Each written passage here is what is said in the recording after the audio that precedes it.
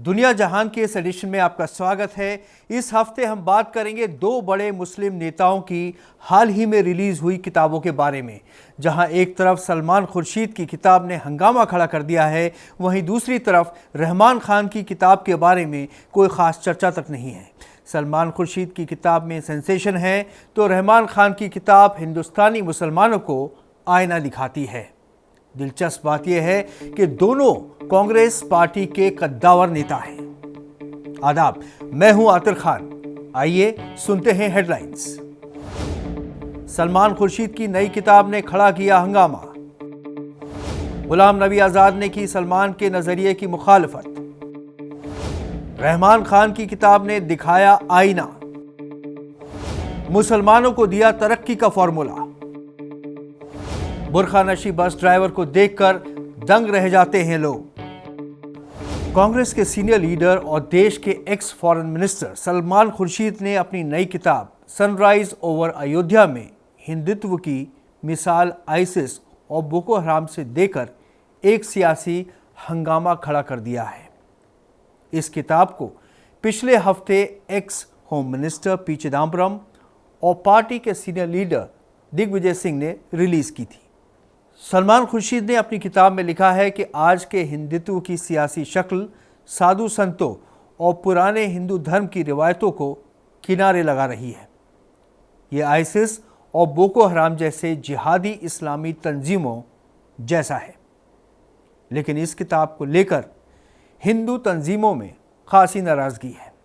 उन्होंने इस किताब को बैन करने की मांग भी की है। नैनीताल में सलमान खुर्शीद के कॉटेज में आग लगा दी गई। पुलिस ने मुस्तैदी से आग लगाने वालों की पहचान भी कर ली।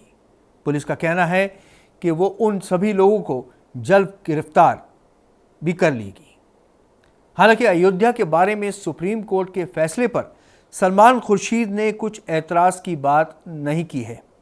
उन्होंने ये उम्मीद भी जाहिर की है कि फैसले के बाद अब ये झगड़ा खत्म होगा और देश आगे बढ़ेगा। उन्होंने अपनी किताब के तीसरे चैप्टर में लॉर्ड राम और अयोध्या पर उनकी बेहतरीन तहरीर दी है। उन्होंने लॉर्ड राम को इमाम हिंद भी कहा है, लेकिन उनकी हिंदुत्व की मिसाल आईसिस और बोको हराम से देना खासा बेतुका था। दोनों का कंपैरिजन नहीं किया जा सकता है। हालांकि उन्होंने हंगामा होने के बाद इस मामले को लेकर अपनी सफाई भी दी।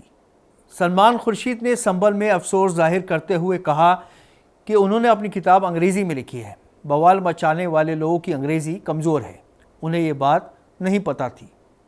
उन्होंने कहा कि उन्होंने ये नहीं लिखा है कि हिंदू तंजीमें बिल्कुल आईसिस और बोको हराम जैसी हैं, बल्कि ये लिखा है कि उन जैसी यानी सिमिलर है। एक और डेवलपमेंट में दिल्ली की एक अदालत में उनकी किताब को छापे जाने पर रोक लगाने की एक याचिका को खारिज कर दिया गया है। लेकिन दिलचस्प बात यह है कि कांग्रेस के ही एक और बड़े नेता गुलाम नबी आज़ाद ने सलमान के नज़रिए की मुखालफत की है। कांग्रेस पार्टी के बहुत से लीडरों ने सलमान खुर्शीद की किताब में दिए गए नज़रिए से किनारा कर लिया है। पार्टी में बड़ी हैसियत रखने वाले और पार्टी की कुछ पॉलिसियों के खिलाफ खड़े होने वाले सीनियर लीडर गुलाम नबी आज़ाद ने अपने रद्दो अमल में कहा है कि हम भले ही सियासी नज़रिए के तौर पर हिंदुत्व से इकरार ना हो, लेकिन इसको आईसिस और जिहादी इस्लाम से जोड़ना हकीकत नहीं हो सकती और इसमें कोई सच्चाई नहीं है। कांग्रेस के दूसरे लीडरों ने इस नाजुक मामले पर खामोश रहना ही बेहतर समझा है। बीजेपी के स्पोक्सपर्सन गौरव भाटिया ने राहुल गांधी और प्रियंका गांधी पर निशाना साधा और कहा कि ये सब कुछ उन्हीं के इशारे पर हो रहा है। बिहार कांग्रेस ने मामले को ज़्यादा बढ़ता देखकर सलमान खुर्शीद से कहा कि वो माफ़ी मांग ले। प्रियंका गांधी ने भी सलमान खुर्शीद के ख्याल से किनारा कर लिया है और उन्होंने कहा कि सलमान के विचार उनकी ज़ाती राय है। जहां एक तरफ सलमान खुर्शीद की सेंसेशनल किताब चर्चा में रही, वहीं दूसरी तरफ रहमान खान ने मुसलमानों के हालात पर एक बेहतरीन किताब लिखी है। उन्होंने अपनी किताब के ज़रिए मुसलमान कौम के लोगों को झंझोड़ने की कोशिश की है। वो अपनी किताब में मुसलमानों के पीछे रह जाने की वजह बताते हैं और उन्हें उठकर तरक्की की राह तलाश करने की सलाह देते हैं। वो अपनी किताब में कहते हैं कि उठो, बेदार हो, अपना जायज़ा लो, खुद को छोटा और माइनॉरिटी का मेंबर समझना बंद करो। मगर इस किताब का कोई ख़ास जिक्र तक नहीं हो रहा है। उन्होंने कहा है कि आज मुसलमानों को खड़े होकर मुल्क और कौम की खिदमत करने की ज़रूरत है। रहमान खान राज्यसभा के वाइस चेयरमैन रह चुके हैं। वो कांग्रेस के ही नहीं, मुल्क के भी सीनियर सियासी लीडरों में से एक हैं। मगर अफसोस की बात यह है कि उनकी ये बेहतरीन किताब ज़्यादा सुर्खियों में नहीं रही। रहमान खान की किताब Indian Muslims the way forward एक पॉजिटिव किताब है, जिसमें उन्होंने मुसलमानों के हालात का बयान किया है और उनको आईना दिखाने की कोशिश की है। अमेरिका के सदर कैनेडी ने एक बार कहा था कि ये मत पूछिए कि मुल्क आपके लिए क्या कर सकता है, ये पूछिए कि आप मुल्क के लिए क्या कर सकते हैं। उसी जज्बे से रहमान खान ने कहा है कि मुसलमानों को एक अच्छा नागरिक बनना है। कॉन्स्टिट्यूशन के आर्टिकल 14, 15 और 16 के तहत सरकार पिछड़े तबकों का स्तर उठा सकती है और ये काम सरकार का फ़र्ज़ है। यदि कोई पार्टी ऐसा करती है तो वो किसी पर एहसान नहीं कर रही। भारत का संविधान मुसलमानों के हितों की हिफाजत करेगा, कोई एक पॉलिटिकल पार्टी नहीं। कोई भी पॉलिटिकल पार्टी ये दावा नहीं कर सकती कि सभी मुसलमान उसके साथ हैं। दरअसल मुसलमान को आज अपने हालात पर खुद ही गौर करना होगा, लेकिन इसके लिए उनको मुश्किल दौर में भी पॉजिटिव सोच रखनी होगी। एक महिला देश का नेतृत्व कर सकती है तो वो बस भी चला सकती है। आंध्र प्रदेश के कडप्पा ज़िले की मुस्लिम महिला नजीना बेगम ने इस मिथक को तोड़ दिया है कि हैवी ड्राइविंग फ़कत पुरुष ही कर सकते हैं।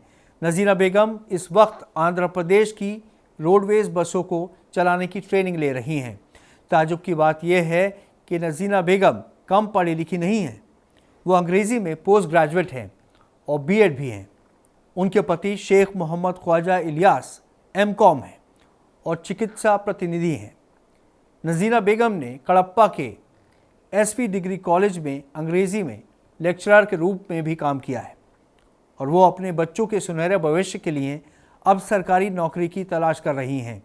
जब नजीना बेगम को पता चला कि आरटीसी में महिला ड्राइवर्स की ज़रूरत है तो उन्होंने सरकारी नौकरी पाने के लिए बस का स्टीयरिंग व्हील संभालने का फैसला किया। प्रशिक्षण के बाद उन्हें हैवी ड्राइविंग का लाइसेंस मिल जाएगा और सरकारी नौकरी भी। उनके शौहर ख्वाजा इलियास को उम्मीद है कि नजीना बेगम को एक दिन ड्राइवर की सरकारी नौकरी ज़रूर मिलेगी। कोई भी काम छोटा या बड़ा नहीं होता, बस अच्छे नज़रिए रखने की ज़रूरत है। हम भी नजीना की कामयाबी की दुआ करते हैं। इस हफ्ते इतना ही। अगले हफ्ते फिर हाजिर होंगे नई खबरों के साथ। आदाब।